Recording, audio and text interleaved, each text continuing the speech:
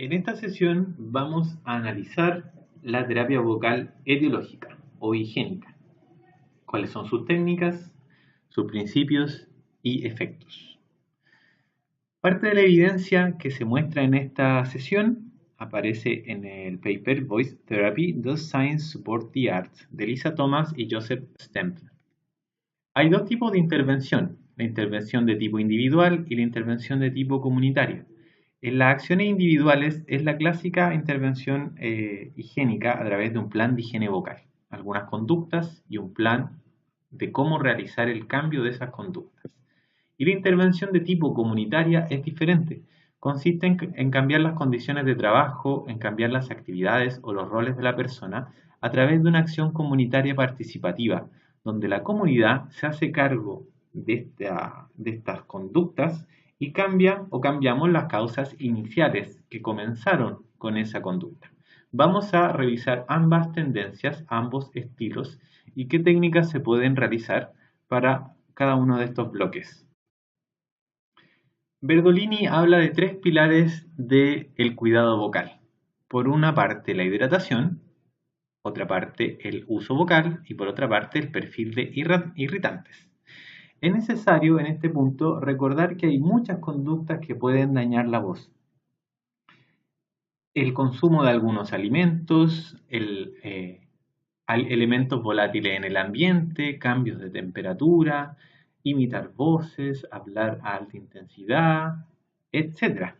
Pero hay conductas que son más relevantes que otras y también hay que evaluar la pertinencia y la oportunidad de esas conductas de estar asociadas al trastorno de voz. Uno de los bloques importantes de conducta es el perfil de hidratación versus deshidratación.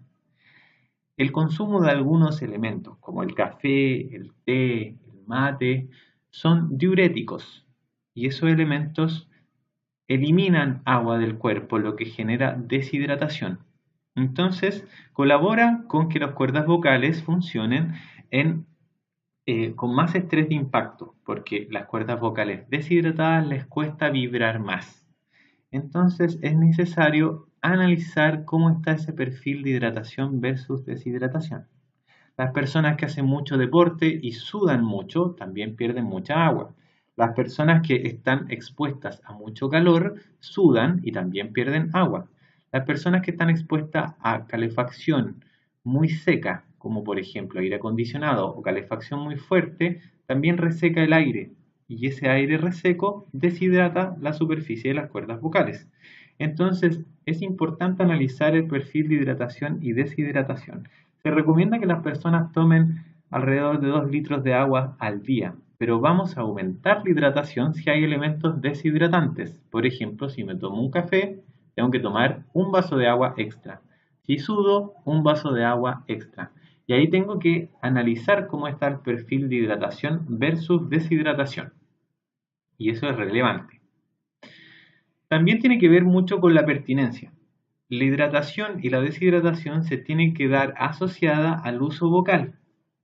Las personas que, por ejemplo, toman los 2 litros de agua, pero se los toman después de almuerzo, en la tarde, y tuvieron que hacer esfuerzo vocal en la mañana, igual van a tener un daño por un perfil de deshidratación, aunque se estén hidratando correctamente. Así que hay que ver la pertinencia de la hidratación, cuándo, cómo y por qué, y ver si eso va a ser útil o no para el uso vocal. Así que es importante ver el momento exacto. Si yo, por ejemplo, tengo un mal perfil de hidratación, pero estoy en la casa, en la tarde, sin hablar, eso no va a dañar mi voz, no va a ser necesario. Pero si estoy haciendo una clase, claramente tengo que estar más hidratado para cuidar la voz. Así que analizar en contexto. Otro elemento importante es el uso y abuso vocal. Estas conductas pueden dañar la voz y es importante analizar que las conductas repetitivas suelen dañar la voz, a menos que sea una conducta de abuso muy potente que genere una hemorragia vocal. Pero eso la persona se va a dar cuenta porque genera dolor. Pero en general, el abuso vocal se da sostenido en el tiempo y eso está asociado a alguna ocupación, sea o no el trabajo, sea remunerada o no. por ejemplo, cantar en la iglesia, por ejemplo, hablar mucho tiempo, atender público, hacer clases, esas conductas sostenidas en el tiempo van a generar abuso vocal, fatiga, dolor, molestia y eso está relacionado también con la hidratación y con los irritantes. Después vamos a ver esas interacciones, cómo ocurren. Pero el tema es que algunas conductas pueden dañar la voz. Por ejemplo, algunas posturas sostenidas de manera inadecuada que tensen el cuello pueden también dañar la voz. También hay elementos que son irritantes. El otro pilar importante son los irritantes. Alimentos que generan principalmente reflujo. Y el reflujo genera una irritación de la superficie de las cuerdas vocales con un exceso de mucosa y hacen que las cuerdas vocales no funcionen de manera tan adecuada. ¿Por qué? Porque la vibración se hace más dificultosa. El reflujo y la irritación se va a asociar a una vibración más dificultosa y a un aumento del umbral de presión fonatoria para iniciar la fonación. Si yo necesito más presión de aire para producir la misma voz, voy a aumentar también el estrés de impacto porque voy a estar haciendo voz más fuerte, más apretada.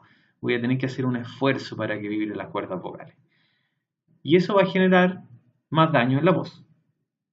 Hay que analizar irritantes que sean relevantes o que sean frecuentes. Por ejemplo, el cigarrillo, si es muy frecuente, es un irritante ambiental. Personas que trabajan en ambientes muy desfavorables, con muy mala ventilación, con mucho polvo, con elementos volátiles, pinturas, barnices, etc. Esos elementos también pueden dañar la voz si están frecuentemente asociados.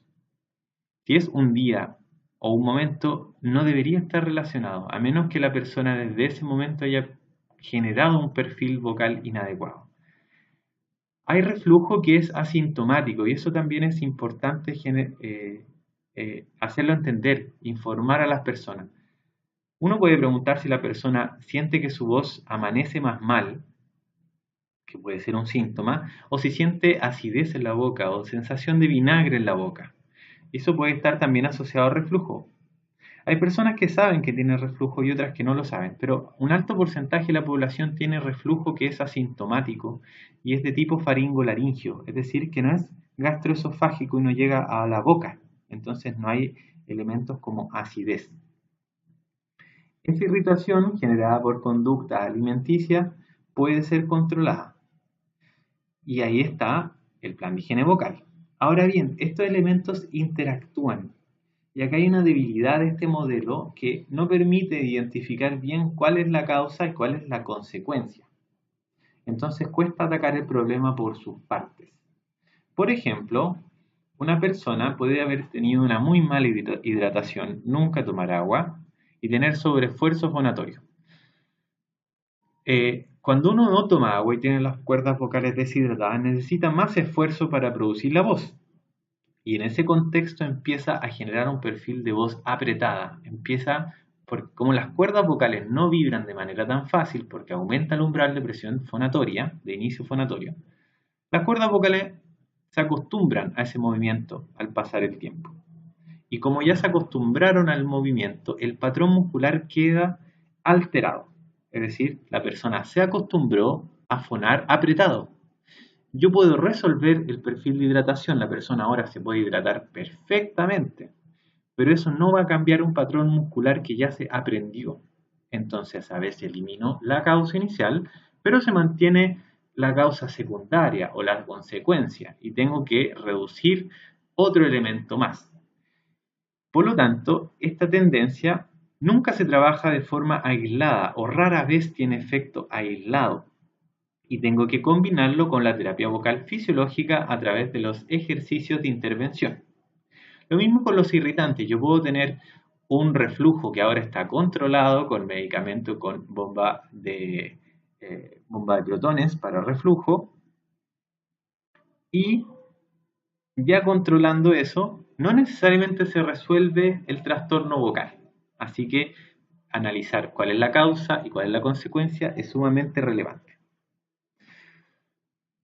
Hay interacciones. Otro elemento que también es muy relevante es que algunas de estas conductas se cruzan con la motivación del sujeto y con motivaciones vitales. Por ejemplo, una persona puede estar sometida a un ambiente desfavorable por su trabajo. Entonces no está dispuesta a dejar el trabajo para reducir ese factor que causa trastorno vocal, porque valora más el trabajo que la voz. Otra persona puede valorar mucho el consumo del café o el consumo del cigarrillo y no quiere dejarlo, no quiere disminuirlo. Y eso se cruza con las motivaciones vitales, por lo tanto es sumamente importante poder trabajar la conducta a través de algunas técnicas. Por ejemplo, las técnicas del modelo transteórico del cambio. Va a ser muy relevante en el manejo y el seguimiento del plan de higiene vocal. No solo consultar cómo le ha ido con las recomendaciones, sino que convencer y tratar de que la persona se mueva de una etapa del modelo a la siguiente etapa o tratar de propiciar el cambio. Entonces, vamos a analizar algunos de los efectos y elementos que hay que tener en consideración. Si recuerdan, la conducta y el cambio se puede explicar por un modelo que es descrito por Di Clemente y Prochaska y se llama modelo transteórico del cambio.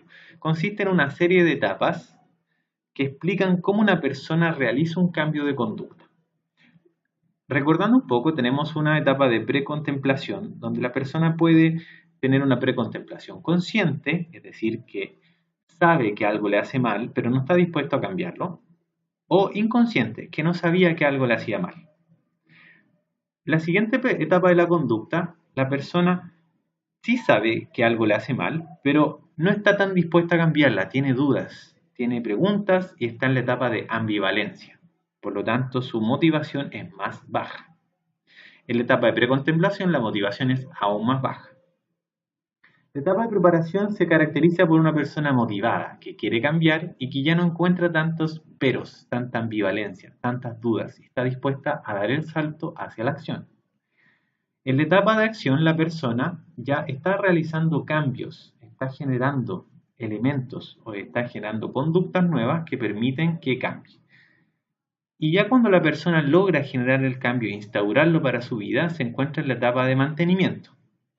Ahora bien, muchas de las conductas pueden ir variando en el tiempo y modificarse por algún elemento o alguna acción vital o algún evento. Y eso hace que haya una recaída. Y en la recaída puede caer hacia precontemplación, a contemplación o a preparación, dependiendo de la motivación. En cada una de las etapas existen técnicas, como ustedes ya conocen, para propiciar el cambio. Entonces es importante ir acompañando a la persona a través de distintas estrategias para ver cómo está el cambio de las conductas asociadas. Y facilitarle el camino, generar más motivación para esos cambios de conducta va a ser esencial porque si no tenemos adherencia al tratamiento, si no hay cumplimiento de este plan de higiene vocal, es probable que la terapia no funcione y que nos quedemos estancados en el tiempo. Hay distintas técnicas. Vamos a revisar la hidratación, el plan de higiene vocal, el uso de amplificadores, las influencias de adherencia y cumplimiento y les voy a hablar de mi experiencia personal al respecto en cada una de estas técnicas. Sobre la hidratación, hay evidencia tipo 1 que apoya la hidratación para la terapia vocal. Se realizaron investigaciones en donde que están más abajo, como el efecto de la hidratación para los nódulos y los pólipos, y se fueron midiendo los efectos del esfuerzo fonatorio a través de distintas mediciones. Y hay evidencia de tipo 1, es decir, con ensayos clínicos, que recomienda la hidratación. Ahora, ¿cómo se recomienda la hidratación? Es importante que la recomendación sea contextual a las necesidades de la persona, de acuerdo a cuándo tiene el uso vocal. Si hace clase en la mañana, que se hidrate antes, al comenzar el día. ¿Cuánta hidratación? Se recomienda alrededor de 2 litros de agua al día, pero va a depender también de los factores de deshidratación. Si la persona puede tomarse quizás un café, pero el café deshidrata, así que tiene que añadir un vaso de agua. Si la persona suda, hace deporte, también tiene que hidratarse más para que mantenga el perfil de hidratación adecuado. ¿Qué tipos de hidratación hay? Está la hidratación directa y la indirecta. La directa es directo al tejido a través de vapor de agua. Ese vapor se puede lograr a través de vaporizadores de agua o a través de simplemente un hervidor de agua, por ejemplo. Y la hidratación, que es indirecta, se logra a través del consumo de agua. Este consumo de agua podemos hacerlo, pero es importante señalar que el consumo de agua va al torrente sanguíneo y después llega a las cuerdas vocales. Así que es sumamente necesario darle tiempo, por lo menos una media hora, para que el agua pase del torrente sanguíneo, vaya a todos los órganos del cuerpo y finalmente llegue a las cuerdas vocales. Como experiencia personal les puedo comentar que para algunas personas la hidratación suele ser suficiente para resolver el problema, sobre todo si no tienen un perfil de voz.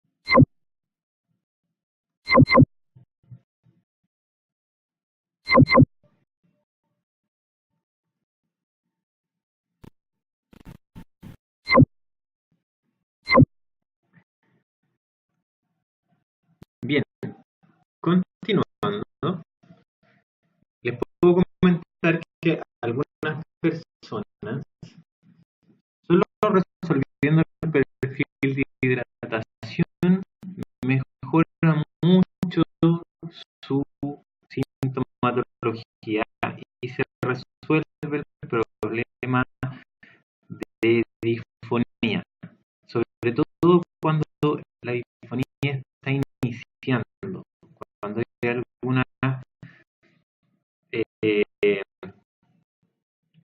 síntomas de fatiga vocal, dolor muscular, la persona trabaja con su voz y está iniciando, sus músculos todavía no se alcanzaron a acostumbrar a un perfil de voz inadecuado y por lo tanto se resuelve con la hidratación y mejora mucho y se resuelve el problema. Ahora, cuando ya la persona tiene un perfil de voz instaurado, con una voz apretada, con daño o sin daño orgánico, en general no solo basta la hidratación para la recuperación, necesita de una terapia vocal que reduzca la inflamación, que reduzca muchas veces el daño de tipo orgánico y a veces, bueno, si requiere o no cirugía, y luego, después de eso, ejercitación vocal con tracto vocal semicluido, terapia vocal directa a través de ejercicios, no solo basta la hidratación. El plan de higiene vocal es individual y debe ser efectivo. Vamos a hablar o sea, básicamente quiero decirles que hay planes individuales que no son efectivos versus los que sí son efectivos. Los que sí son efectivos deben tener pocas recomendaciones, solo las que sean relevantes en los 3 pilares de la higiene vocal.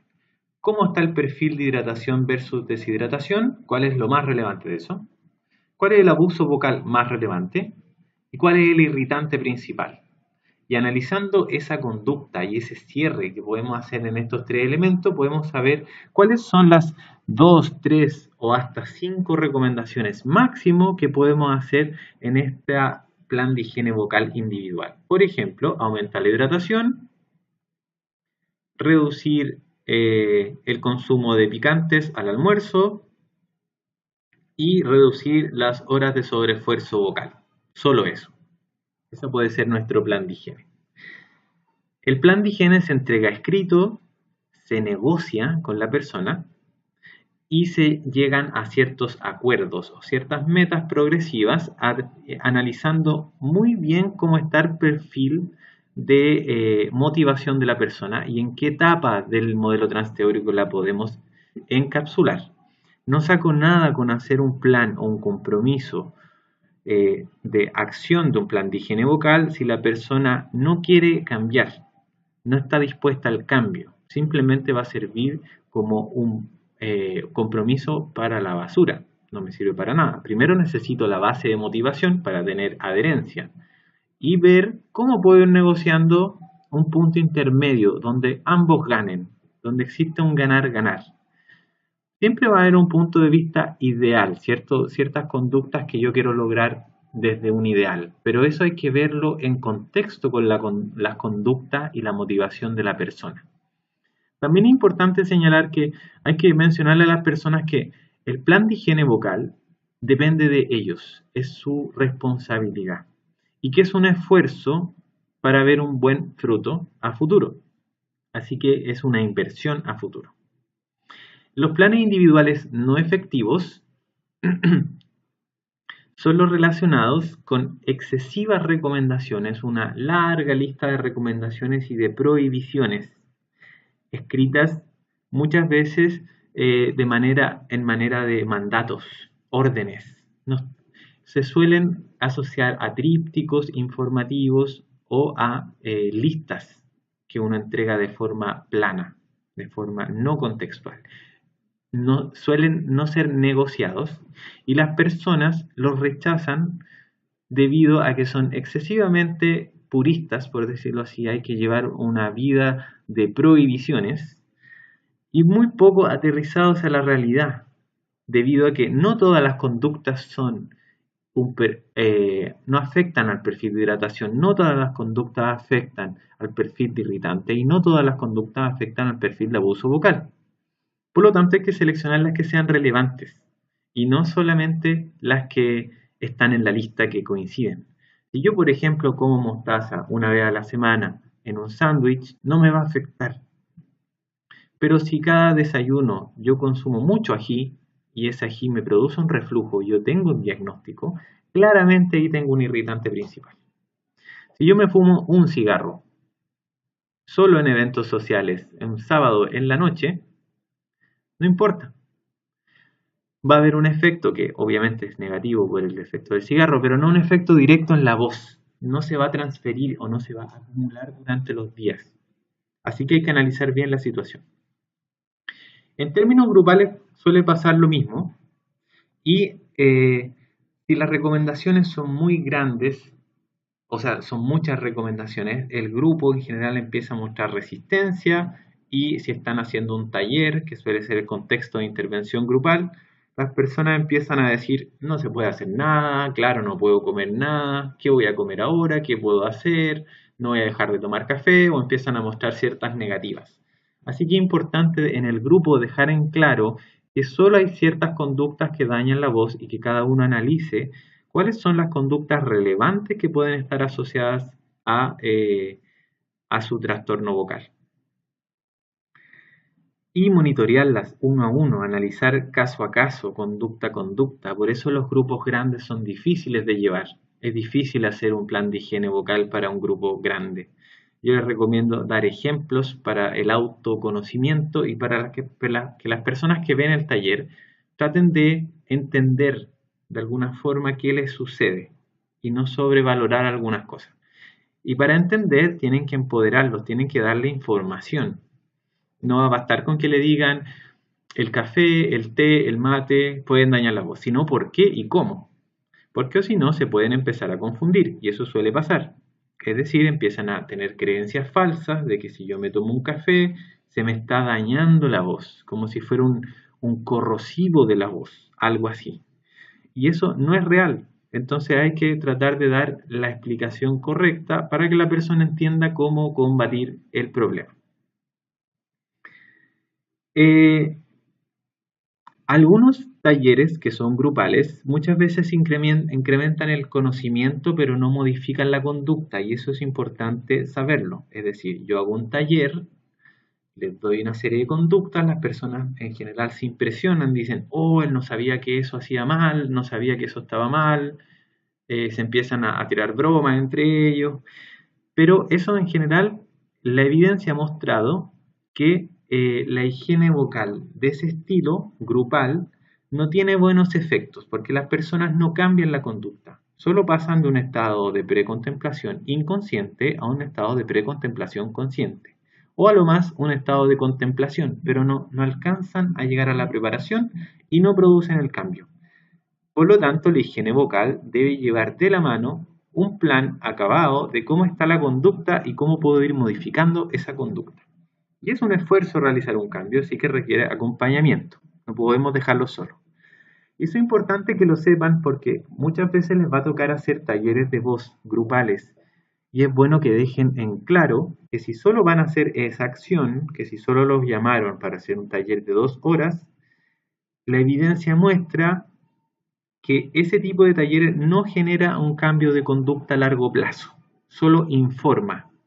Eso es importante porque algunos empleadores y algunas personas que solicitan los talleres piensan que por hacer un taller de higiene vocal los profesores van a cambiar y se va a producir la solución del problema y eso no es cierto. La conducta va a seguir igual, el problema va a seguir igual y es importante dejarlo bien claro porque por una parte transparentan el alcance del tratamiento que van a estar haciendo y dan perspectivas realistas a los empleadores, porque muchos de ellos creen que con eso es suficiente y hay que saber que no es suficiente. Las personas que ya tienen un trastorno vocal necesitan un seguimiento individualizado y no un seguimiento grupal, no les va a servir de mucho. Eso hay que tenerlo muy claro porque es algo del día a día con lo que se combate. Y es bueno que el empleador lo sepa porque en el fondo hay que hacerse cargo un poco más allá de ese taller. Hay que hacer acciones más profundas y eso requiere una intervención más de tipo comunitaria participativa que la vamos a revisar a continuación en unas diapositivas más.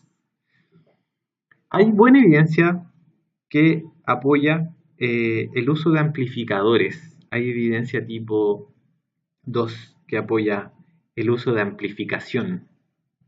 Es decir, que la higiene vocal más la amplificación, es decir, un profesor que va a ocupar un parlante, tiene buenos efectos y es recomendable.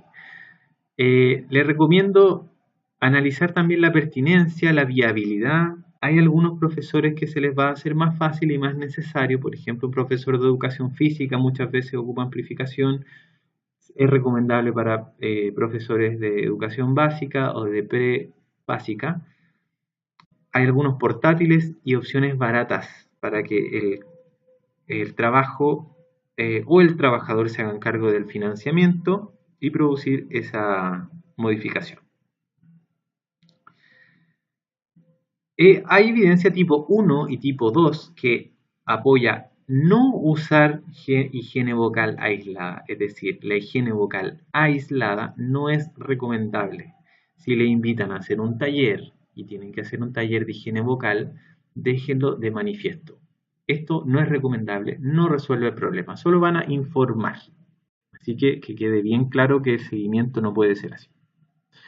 En cuanto a mi experiencia personal, les puedo decir que el manejo grupal de higiene vocal tiene que ser participativo, tienen que hacerlos partícipes a ellos de que se hagan cargo de su problema y hagan cambios profundos en la cultura organizacional para que se produzca un cambio. O si no, en general las personas se informan pero no realizan cambios. Cuando partí haciendo terapia vocal, hacía talleres grupales en los que mostraba conductas que modificar. Y después me topaba con las personas en la calle y me decían, oh, profe, me estoy portando mal, no he hecho las recomendaciones. Y me pasó muchas veces. O sea, las personas saben, pero no hacen el cambio. Y Y eso tiene que ver con el perfil de cambio, con la etapa del cambio en que están y con el acompañamiento.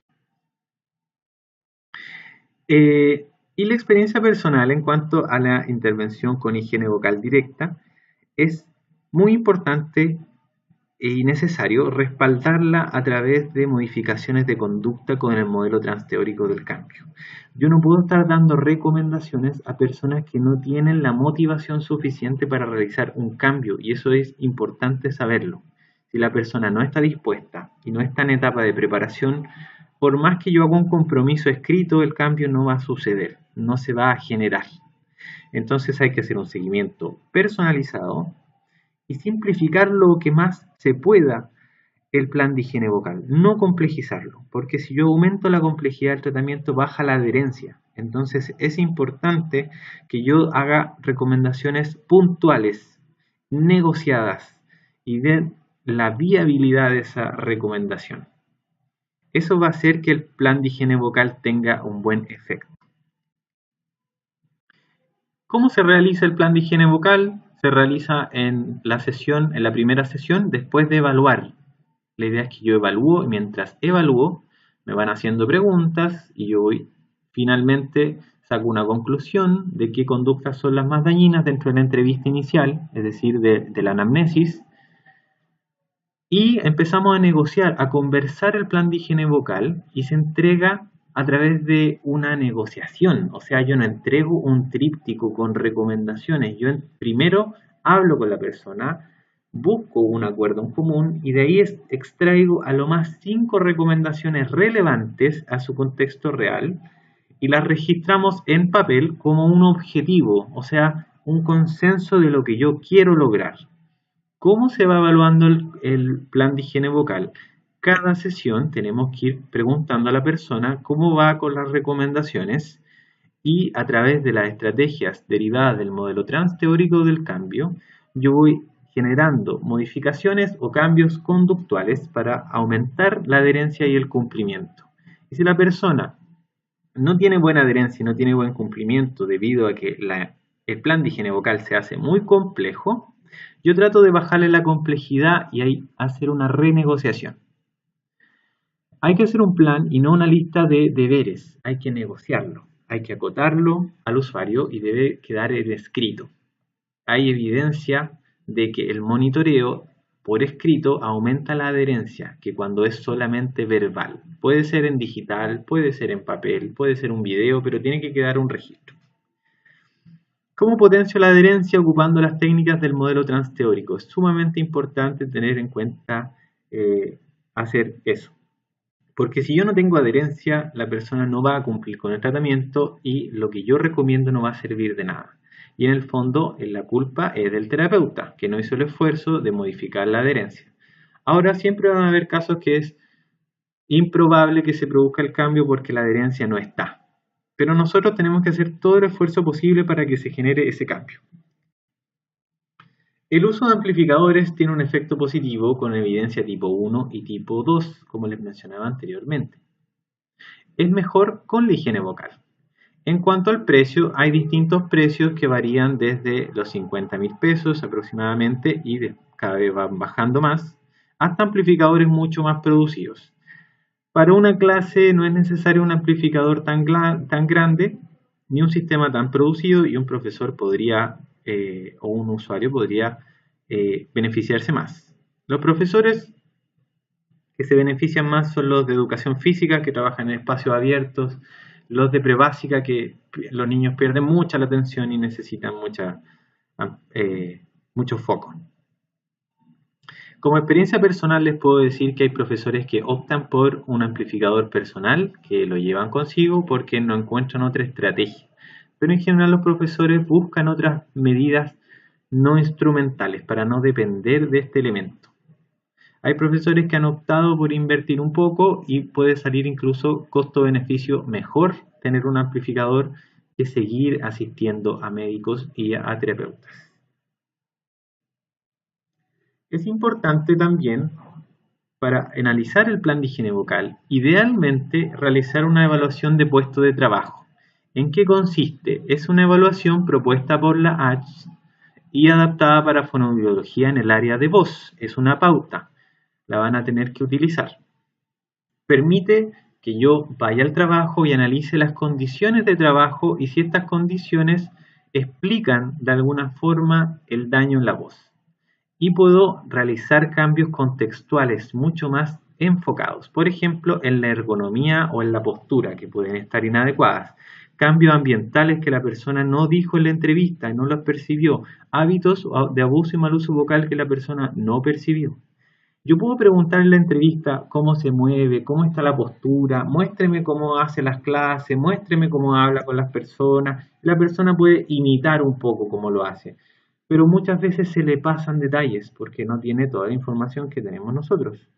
Por lo tanto, sin esos detalles muchas veces no podemos hacer mucho en cuanto a las modificaciones. Y es necesario asistir al lugar y hacer una evaluación de puesto de trabajo. Por ejemplo, como experiencia personal, les puedo decir que en las evaluaciones de puesto de trabajo uno a veces se da cuenta de cosas que la persona no se da cuenta. Por ejemplo, que habla con un tono diferente de voz cuando está haciendo una clase o cuando está atendiendo público, que tiene una postura inadecuada, que dobla mucho el cuello, que habla con otra voz para dedicarle espacio a los clientes, que ocupa otro estilo, digamos, de fonación. Y eso altera también el funcionamiento de las cuerdas vocales. Y también es importante que no asuman que por el tipo de trabajo la persona no realiza un mal uso y abuso vocal. Por ejemplo, le pueden preguntar, ¿en qué trabaja usted? No, yo trabajo de secretaria. Ya. ¿Le toca hablar mucho? ¿Hace esfuerzo para hablar? No, en general no hablo casi con nadie. Solo trabajo de computador. Ah, perfecto. Pero esa no es la única ocupación necesariamente. Por ejemplo, hay personas que cantan en la iglesia, cantan por hobby, que hacen un deporte y gritan. Hay que analizar la vida completa de las personas para saber si hay otras conductas que dañan la voz. Otras técnicas higiénicas interesantes que existen es un tapón de oído unilateral. ¿Para qué sirve el tapón de oído? Consiste en estos tapones tipo espuma, naranjitos, que también le llaman como tipo suflito, coloquialmente, y se ponen unilateralmente para aumentar el feedback, es decir, para que la persona se escuche más fuerte a sí misma. Eso sirve mucho para las personas que hablan a muy alta intensidad y no tienen control. Ustedes escuchan a la persona, habla muy fuerte, todo el mundo le dice que habla fuerte. Y no se puede controlar porque todos hablan fuerte en su familia o por su personalidad. Entonces la persona se pone este tapón de oído por 1, 2 o 3 semanas o las que sean necesarias, no muchas semanas tampoco, y con este tapón puesto se escucha muy fuerte todo el día. Y a la larga se acostumbra a hablar en una intensidad más baja, o una intensidad normal, se acostumbra. Y después se puede sacar el tapón y continuar con ese nuevo esquema. Hay algunas técnicas, como la tos silente, que no tienen buena evidencia, que consisten en hacer una tos de aire para evitar carraspear. Hay otras técnicas mejores que las vamos a revisar, como el tragado forzoso o hard swallowing, que sirven mucho mejor para este efecto. Hay otros estilos que permiten que la persona haga reposo vocal relativo, es decir, no un reposo vocal de silencio absoluto, que se llama voz confidencial y consiste en hablar de forma susurrada, de esta manera, pero sin hacer esfuerzo fonatorio, es decir, sin hacer un susurro forzoso. El susurro forzoso es abuso vocal. El susurro suave no es abuso vocal y es un reposo vocal para una persona generalmente postoperatorio o preoperatorio. Cuando se le dice a la persona guarde el reposo vocal, nosotros podemos dar la opción de que sea un reposo vocal con voz confidencial. En general la persona no va a superar las 2 semanas, no va a aguantar más de 2 semanas hablando así, porque las personas no le escuchan, porque no está acostumbrada y porque en el fondo sí podría hablar más fuerte. Para el reposo vocal hay evidencia tipo 5 del efecto del reposo vocal aislado, o sea, no es una buena evidencia. Y la evidencia para digamos, reposo vocal versus ejercicios es tipo 1. Y lo que se recomienda es realizar ejercicios con tracto vocal semiocluido. O sea, hay mejor evidencia para el uso de tracto vocal semiocluido para el reposo vocal como efecto de desinflamación o de, digamos, mejora en la voz. Es decir, ¿es mejor realizar reposo vocal o ejercicio con tracto vocal semiocluido? Ejercicios, eso es mejor. El uso de voz susurrada hay discusión porque hay evidencia tipo 5, no es una buena recomendación. Son estudios de caso único, recomendaciones de expertos, o sea, estudios con baja evidencia. Y hay una discusión porque hay susurros que son dañinos, fuertes, y otros que no son dañinos, entonces, ¿cómo hacerlo bien? Para eso, bueno, existe el término de voz confidencial, que sirve mucho más para ese efecto. Bien, en el siguiente video vamos a continuar con este tema sobre intervención comunitaria participativa desde una perspectiva de salud familiar y comunitaria como método